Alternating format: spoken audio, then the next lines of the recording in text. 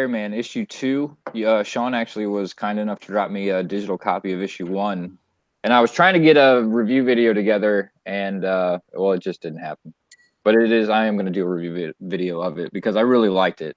Man, it had me. It had me. Well, normally I'd be page turning, scrolling, very, very vigorously. Well, we are offering physical copies of issue 1 in the campaign.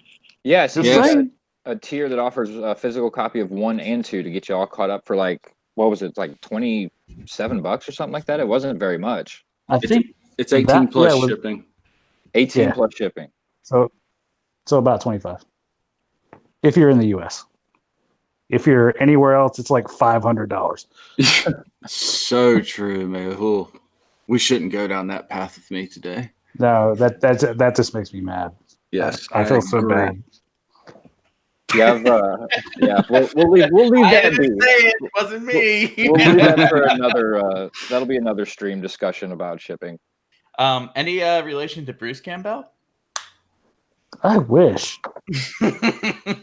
That was actually, I had that on my list of questions, Ma, so I can check that Sorry. However, I will say this: he's written a couple of books. One of them, he's wearing like a Scottish kilt, and it's my family's kilt, so he might be part of the same clan. Oh wow, Clan Campbell. That's actually pretty cool. So you're not very far off. You are. Why is my screen so hazy all of a sudden? Because you're high. I am not. That's just smacked in front of your eyes. 91%. You're high. You're drunk. Not yet, anyway. So yeah, you need just under $500. That is not hardly anything. I think you'll definitely get there. We just need to get some more eyes on this project because your line work as well is very sharp. Yeah, very sharp. And if that's not me. I'm just the writer. So it's I thought you did art. The way you write those A's are very clean. Your penmanship is impeccable.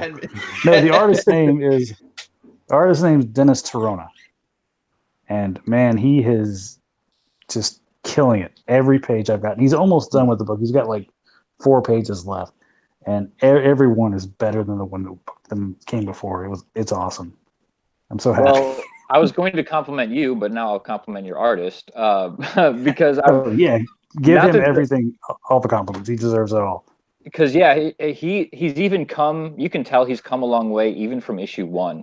There's a definite difference in his line work and his composition, just in what I've seen from the preview pages of issue 2, from issue 1. So that dude is he's making steps and leaps and bounds, and it's awesome because this issue looks astounding. Yeah, well, the first one we did 2 years ago it was actually done like it was completed about 6 months before I'd even heard of Comicsgate. So it was I was trying to like pitch it to places and things like that. So yeah, he's had in that 2 years he's just gotten so much better. And I told him that one time, and he said, "You know what the difference is? Glasses." He got glasses in the meantime. He got bi-monocles. It's the little things that count right there, folks. I guess so. Dude, that's like Charlie Sheen in Major League. Like, he can't pitch for shit. Oh, just put glasses on him. You can't see. Let's go over the chat real quick. All right, it'll pop up. So Dan says, "Hail the Campbell tartan, sweet." Some Omzah's going on. Terry said Omzah. Kuzmeti says Terry. I had to do it. There's an exclamation. Red Gaze says hello. Aldous actually said something very funny here. Let me see. Red Gaze. Right Kitty says can't stay, but definitely getting Caius once I get my paycheck. Have a good stream. Oh, nice. Thank you. Awesome. That's right, Kitty. Right Kitty brings the cash. No joke. Let's see here. Great seeing you all together, says Red Gaze. I'm trying to find what Aldous says. We were talking about regularity, essentially. You got to keep it regular. Oh yeah, weekend woke up call number 9, CG regularity, and you. I might have to update the name of the street for that one. That's good. CG regularity, dude. Well, you're gonna be the shower jizz angel soon, right? Are we? You are. Oh, I am. Yeah, aren't you? Wasn't that your goal? Said something about that. Maybe I. Oh, that was. Oh, yeah, that was. Yeah, at one point, I was trying to get my 1,000 followers so I could live stream reviews from the shower.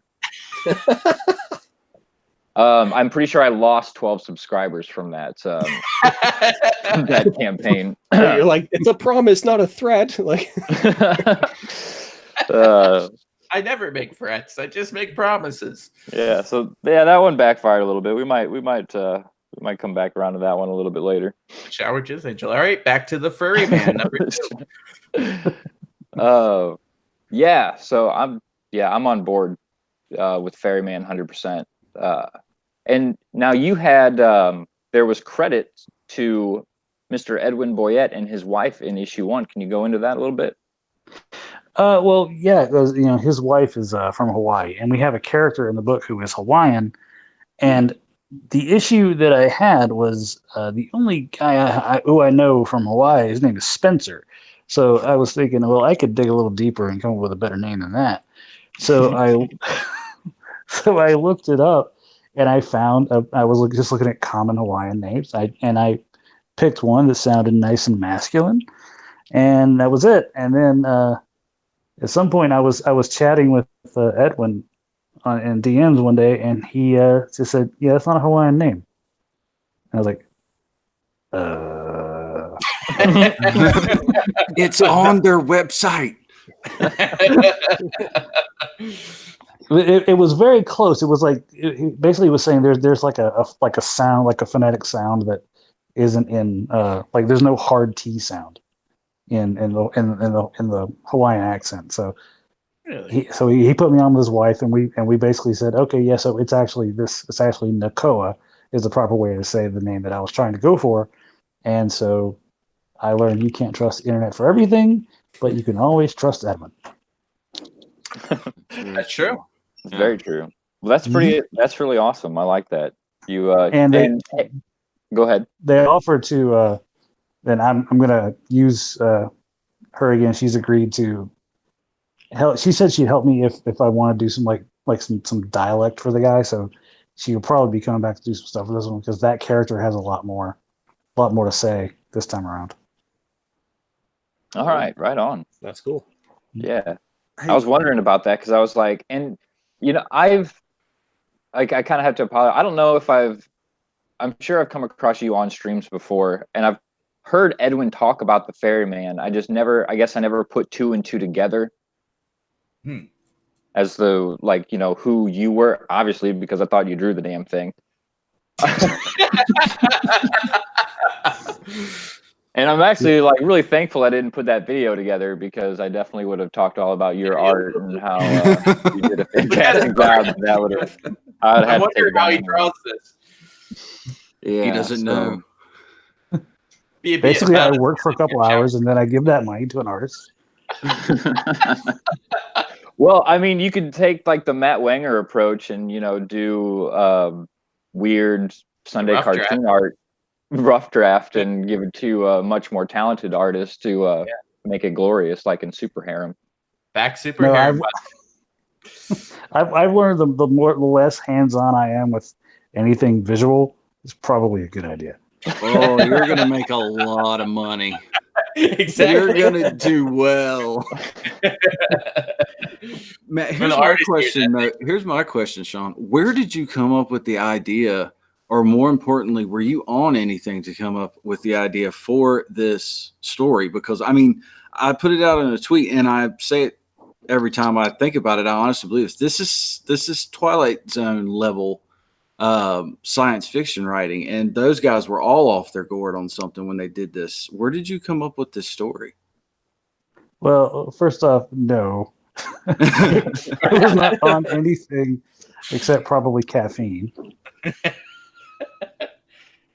But I it's hard to say because it was sort of like a jumble of different ideas that kind of came together in one place. Like part of it, I've said before, it was inspired by the main character, sort of inspired by Travis Bickle from Taxi Driver. I was sort of thinking about that sort of the lonely guy driving the city at night kind of story, and that sort of combined with this other idea I had about doing sort of a digital afterlife, like a story that will be set in like a virtual sort of afterlife kind of thing. And as the more I kept thinking about that story, I realized, oh wait, that's What Dreams May Come, which is that movie that starred Robin Williams all those years ago. So, so And I didn't go with ironically, that. he committed suicide. And he's trying to save his wife that committed suicide. It's really sad. Yeah, that's depressing. It's really depressing. That was a good movie, though. Yeah, but that idea is still. I thought that idea was still pretty solid. So I was like, okay, let's see if we can combine these two ideas and add a murder mystery in on it, and just sort of think sort of along cyberpunk lines, because I love cyberpunk and I want to do something in that style, and it all just kind of sort of slowly came together. That's really cool, because a lot of people, like you said, have tried with the movie. There was I think 2 or 3 episodes of one of the latter seasons of Doctor Who dedicated to this kind of theory, this kind of thinking, and it's cool how I think you were able to make it more real in the fact that you've got like propaganda posters for it. You notice in the Doctor Who and in the movie, they don't really advertise for this or anything, but you've got posters and stuff that I've seen out as art, and I think that's really, really awesome. It's like it makes you feel almost like Fallout, like you're in Fallout, right? Right before the explosions go off or something like that. Yeah, that's what I told. It was Troy Torres actually that did that poster. And actually, I mean, you're not the only tattoo artist in the Comicscape, by the way. He is one too, I think, or used to be. I'm not really sure. But I told him, I said, that's basically what I said. I want like a propaganda poster kind of thing. And when I saw that thing he drew, I was like, it just instantly it made my skin crawl. Yeah, because that's it was what just it did to so me too. upbeat. And I was like, you nailed it, dude. Amar Amadi kind of reminds me of Barrett from Final Fantasy VII.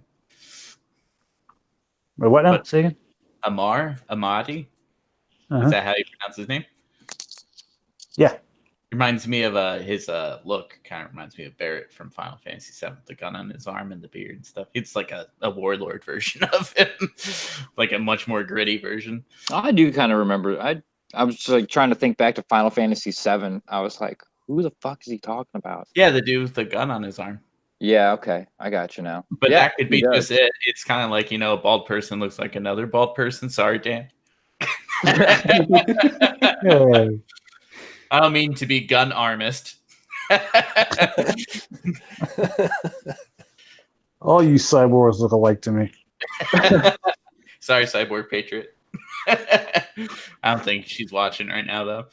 Yeah, that was one thing that I really loved about issue 1 was your composition of the entire book. How you had story, and then you'd put in like the pinup that felt like the propaganda, like you were in that world, and then you'd go into a couple more pages of story, and then you'd throw in another pinup. And the 2-page like the newsprint with Canales was awesome too, by the way. Canales makes a guest appearance in issue 1 of the Ferryman, for all those who don't know. I didn't know that. Yeah. Were his tits out in it?